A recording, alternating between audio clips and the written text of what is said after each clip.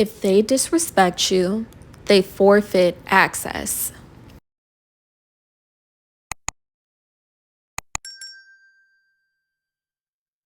As I've observed different interactions, even outside of myself, and one of my favorite things to do is like watch TV, certain reality TV shows, some of our beloved movies, scripted series. I realized that a lot of the time, people will disrespect you, but simultaneously use you to their benefit. And one thing that I often observed is the person who is pinpointed as the scapegoat, specifically within group dynamics.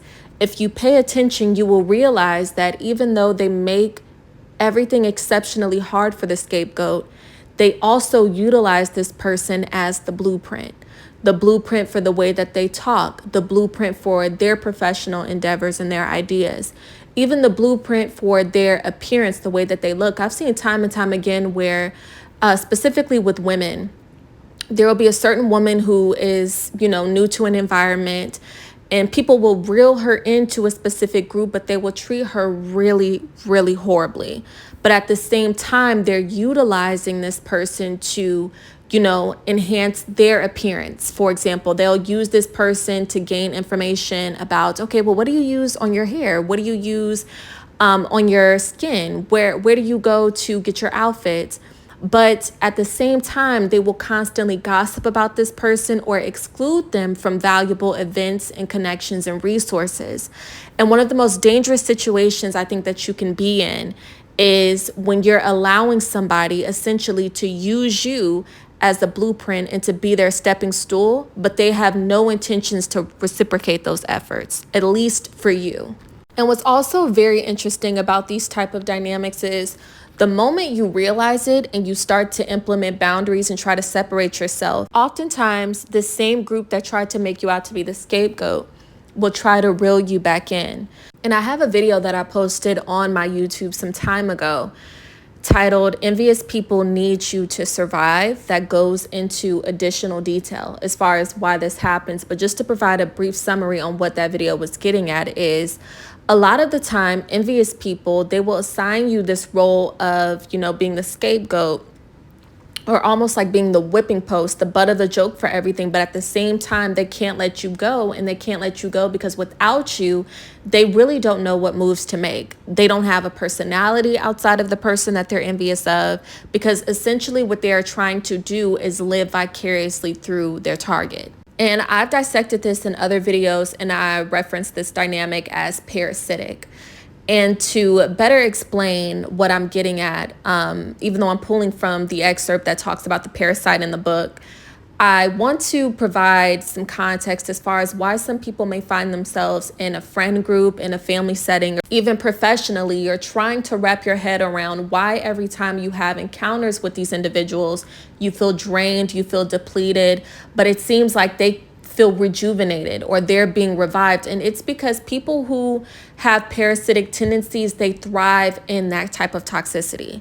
Their lifespan is contingent upon feeding off of the next person's energy. And in one of the analyses that I posted, I remember one of you all commented, I'm sorry I forgot your handle, but I loved what they stated. They stated something along the lines of, sometimes when we overstay our welcome in certain places, it's a matter of misguided or misrepresented resilience. They said something along those lines, but it was very profound what this person put in the comments. And that's why I love when you guys comment on the videos. But what that person said, it's so true. A lot of us, we don't perceive the fact that when we overstay our welcome in places where we're being utilized as the whipping post, as the scapegoat, we're the blueprint to the next person's advancement, but we're being depleted of our rejuvenation, our vitality, our contributions. It's because we haven't perceived the parasitic component. And this is where exercising exclusivity becomes key. And it more so is implemented as a protective measure when you realize someone is utilizing you as the blueprint to their life and their advancement while simultaneously depleting you. And for those who aren't familiar with the points that I make about practicing exclusivity, especially in my other videos, I'm going to go ahead and read from that section in the book to provide some context. And the excerpt reads, exclusivity and limited access can be better understood with respect to value assessment. Whatever you cherish and value, you must protect. In reference to the chessboard, know your king and protect it at all costs. Meaning, whatever is the most valuable asset on the board or in life, never forsake it and always protect it, even if it means using your least valuable resources for the sake of protecting your most valuable resource. The key is keeping your most valuable piece tucked away and protected. So when people are trying to use you but simultaneously disrespect you, it's important to set a boundary with them. I think it's super important, especially as we develop in certain areas and we learn more, we grow more, we understand that people treat us exactly how they feel about us, even if it's in the moment.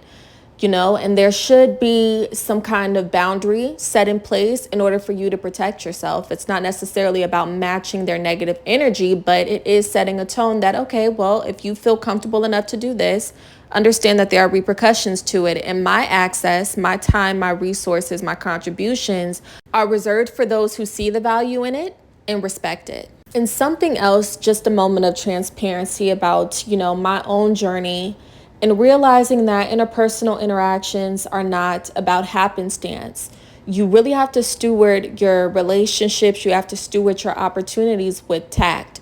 Because if you're not careful, you will find yourself expending all of your energy, effort, and time into places that are more dedicated to disrespecting you and convincing you that you're not good enough than actually taking that time to help push you forward and to assist you with advancing and progressing in life. And a lot of people get caught up in this situation, and it's easy to. That's the sad thing, because of what that one person commented. It's this idea of like misguided or misrepresented resilience, but it's so important to understand how important time is.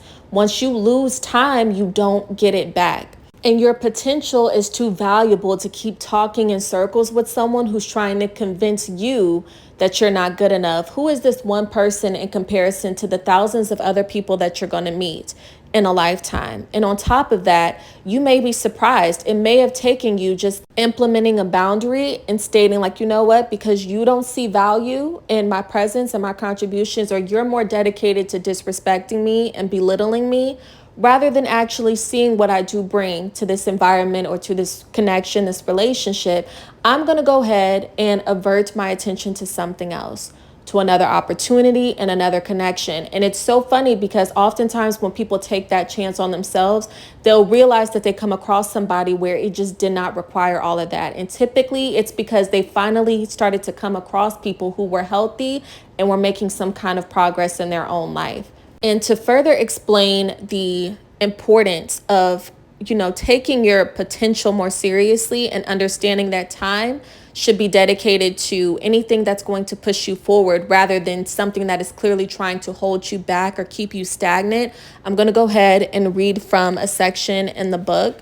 And the excerpt is titled, "If It's Taking Too Long, Move Along." And the excerpt reads, understanding that delays do not always lead to gratification when navigating partnerships and business agreements.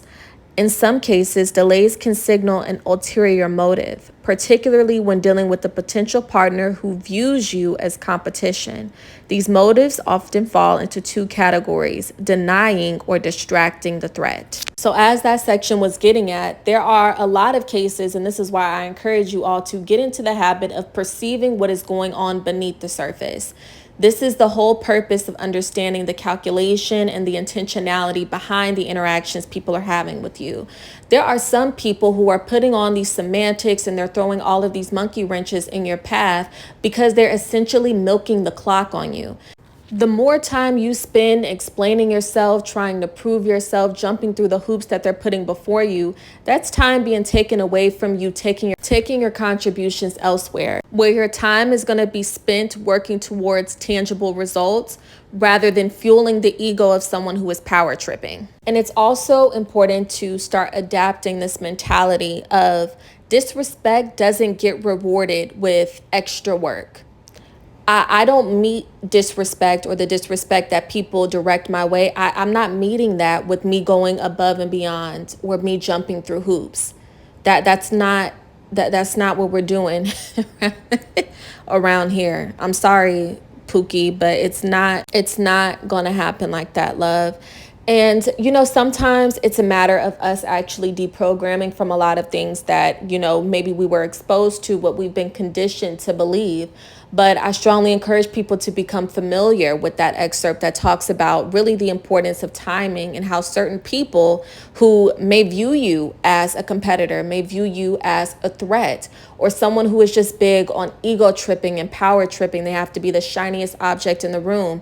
They will often play those types of games where they will milk the clock on people's potential and their contributions as long as the person continues to quote unquote play that game. So it's important to take initiative for yourself and for your own life to advocate for your potential and get out of that. Get out of that rut. Get out of that dead end situation. Because as long as someone can keep disrespecting you and utilizing you as a blueprint, being parasitic, of course they're going to keep reaping the benefits from you as long as you allow it. And we're officially stepping into the era where we're not allowing the disrespect anymore. As stated in my other analysis, disrespect is grounds for departure. So in sum, what this analysis is honing in on is the moment that someone disrespects you, they forfeit access. You are no longer their blueprint. They cannot use you as the host for their parasitic tendencies. So as the saying goes, sometimes you genuinely have to leave people where they had you messed up at. All right, babe, so that's all that I have for this quick analysis on the moment that someone disrespects you, you revoke access. Don't allow that person to use you as the blueprint. But of course, I want to hear you all's personal experiences, your perspectives, your opinions, and your comments in the comment section below. I want to thank you all so much for tuning in, and I look forward to speaking to you guys in the next one. Take care, babes.